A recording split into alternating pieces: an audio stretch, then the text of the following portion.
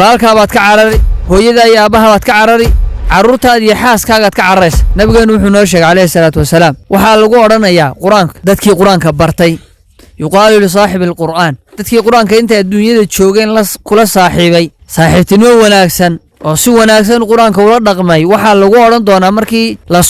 qiyaamaha lasoo tooso la isxisaabiyo jannada markay galaan waxaa lagu odhanayaa iqra' warqa ورتل كما كنت ترتل في الدنيا فإن منزلتك عند آخر آية تقرأها بالورانية وحال ورانية قرآن كآخر درجاتك جندنا كور بالورانية قولي وحو كوئيها ماشي هتكبل لو آيات اوها الرئيسة قرآن كوحوية آيات هذا إنه رواية حسوان نقانا صوما واللحكن لابد بقول لحي صدن آيات دويان بل آيات والبوة الدرجات بل تريا يدنكم امسا درجو هلا يا قف درجاتك جندا aad ku helaysaa 6230 darajo dabaq noocaas oo darajooyinkiisu sida ay yihiin baad helaysaa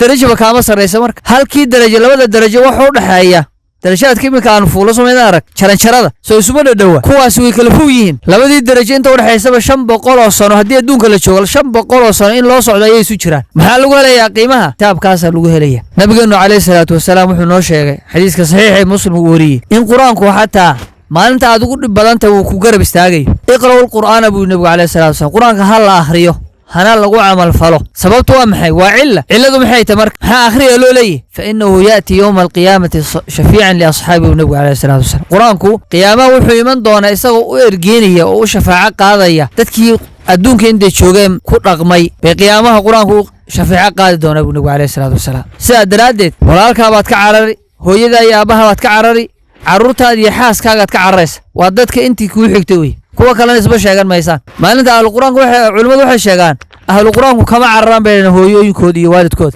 nabigeenu wuxuu noo sheegay calayhi salaatu wasalaam qiimaha uu ardayga ama qofka quraanka barta uu leeyahay isaga kuma koobna kaliya qiyaamaha markii banka la qaawan yela isugu yimaado intaan isagiiba la maamuusin baa waalidkiisa loo yeedhay waxa loo xirayaa taaj baxmadaha la gashado taajkaasi wuxuu nabigeenu sheegay calayhi salaatu wasalaam adduunyada intaan joogo cadaad soo ma iftiiminayso adduunkan oo dhan taaj cadaada adduunka joogta ka iftiin badan baa labada waalid loo xirayaa quraanka ilmihiisu bartay adiga xataa kuguma koobn halkaas had aabaha iyo hooyada ku maamuusi doontaa intaad ka cararaysa iska daa ka carari maayo beedahalo ilmaha yar ee waalidkii quraanka uu baray waalidkii ka carari maayo bay culimadu yiraahdeen halkaas ku maamuusayaaba taaj buu xidhay marka qiimaha aad u leedahay ama kitaabka Ilaahay uu leeyahay adiga kuguma koobnaa waalidka xataa uu gudbaya laakiin waa goorma hadaad adigu inan wanaagsan aad ama inan wanaagsan aad noqotid kitaabka Ilaahay si fiican u barta kadibna ku dhaqma marka quraanku adiga xataa kugu koobnaan maaye waalidkaaga xataa waa lagu maamuusi doonaa bisababika imaam shaadibi muxuu yiri فيا أيها القاري به متمسكا مجلا له في كل حال مبجلا هنيئا مريئا والداك عليهما ملابس أنوار من التاج والحلى فما ظنكم بالنجل عند جزائه أولئك أهل الله والصفوة الملأ أولو البر والإحسان والصبر والتقى حلاهم بها جاء القرآن مفصلا محويري نكا القرآن كآخرين يا قرآن كوينين قرآن كماموس يو هنيئا مريئا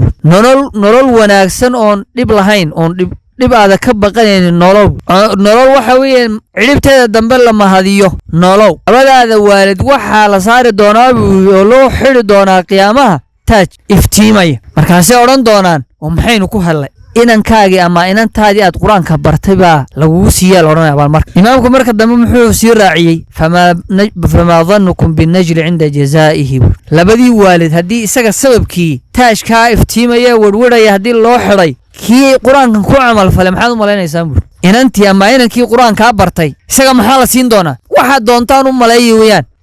waxaydan idinku filan kareen oo ida sawiri kareen baa lagu awaalinay marka kitaabka Ilaahay maamuuskaas uu leeyahay qiimahaas uu leeyahay maanta oo dhan hadii hal la sharaxo leeyahay kitaabka Ilaahay qiimihiisa laga gaarsin maayo waxa ku filan kitaabka Ilaahay qiimihiisa inuu hadalka Ilaahay baa ku filan inuu kalaamullah yahay baa ku filan adhikrul hakim inuu yahay baa ku filan al-furqan inuu yahay hudan wa rahmatan inuu yahay شفاء لما في صدور إنه يهي سمارت مقاعدة أولية بابكو في القرآن من عند ربنا نكا هذا ولا ريب فيه شكنون وكتشرين إنه الله سودجي سبحانه وتعالى وإنه لتنزيل رب العالمين نزل به الروح الأمين إنا نحن نزلنا الذكر وإنا له لحافظون إلهي سبحانه وتعالى كتابك يسقى أماني أمانة كتابك هذا دونيسو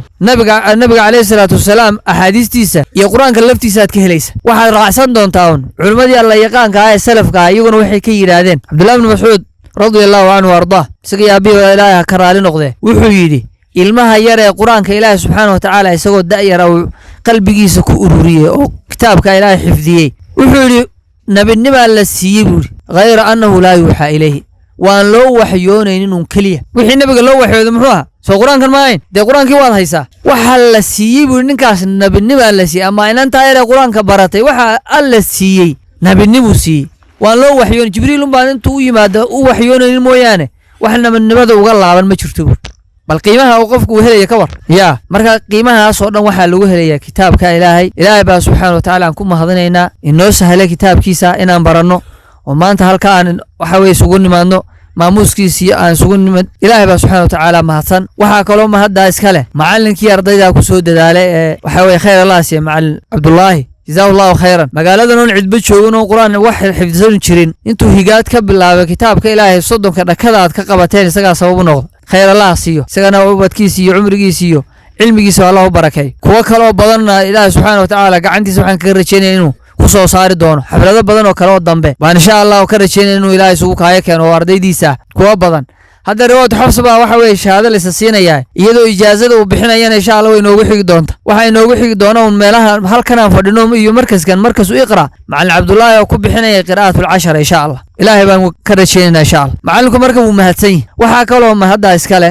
waalidkii caruurta kula dadaalay intay quraanka ka baranayeen la daba socday caruurtooda dadaal maalin walba soo diray ka warhaynayay muddada dheer la soo sabray caruurtoodii iyaguna way mahadsan yihiin mahaddaas waxa kale oo iskale caruurta iyaga laftoodu dhabar adeegay kuwii suuqa gale ka soo haray rag badan oo de isku daayiin baa meel kale ka dhacay qaar kale wax kale xidhay qaar kale meelaha maray kuwantiina la leeg baas ka qayila suuqa inta iska soo qabteen quraanka Ilaahay u sabray ee u dhabar adeegay galabta hadda halka fadhiya iyagana mahad oo imaadsan yihiin jazaakumullahu khayran wa ahsanallahu ilaykum sallallahu ala nabiyina muhammad wa ala alihi wa sahbihi